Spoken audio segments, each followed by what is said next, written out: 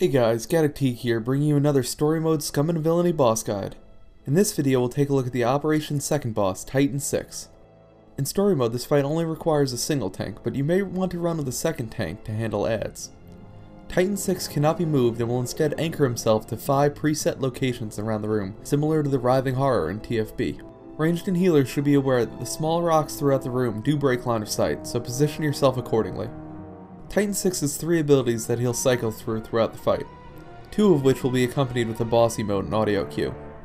The first ability he'll use is Lots of Missiles, which will be accompanied by the boss emote. Initiate defense sequence 2. The boss will fire rockets at each player in the ops group, dealing damage to that player and any player within range of the blast.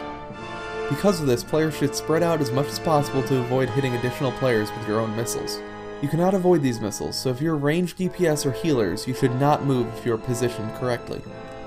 Melee should spread out and take advantage of the boss's large hitbox to maximize DPS.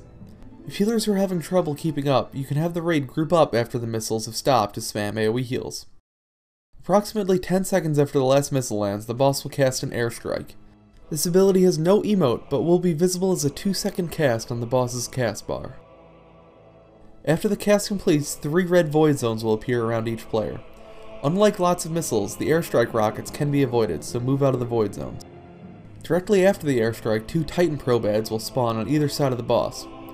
If you have 2 tanks, the second tank should pick up these adds, and DPS should burn them down. They don't do very much damage and have relatively little health, so you may want to have your range burn down the adds and have melee stay on the boss.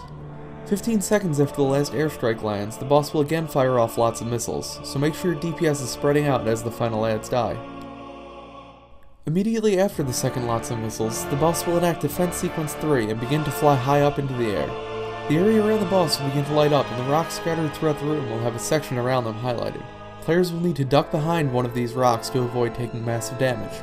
To do so, all players need to do is run to the orange highlighted area and you will automatically duck. While crouched, players will not be able to DPS, but healers will be able to continue healing. Once your character stands up, be ready to kill the 6 adds that spawn in a circle in the middle of the room. The second tank can pick these up for AoE, or you can focus fire burn them down as a group. The main tank should immediately pick up the boss when he lands.